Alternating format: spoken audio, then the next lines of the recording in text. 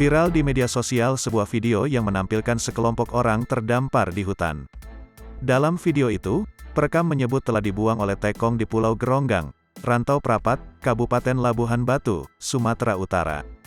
Tekong merupakan calo pengirim tenaga kerja Indonesia ke luar negeri. "Kami ini bukan binatang loh. Kami ini manusia. Tengok seberapa bejat Tekong itu," kata wanita perekam video itu. Ia menuturkan, rombongannya tiba di pulau tersebut pada pukul 1 malam waktu setempat. Di tempat itu, ia bertemu seorang nelayan yang sedang mencari kayu bakau dan memberitahu bahwa pulau tersebut masih berada di wilayah Indonesia.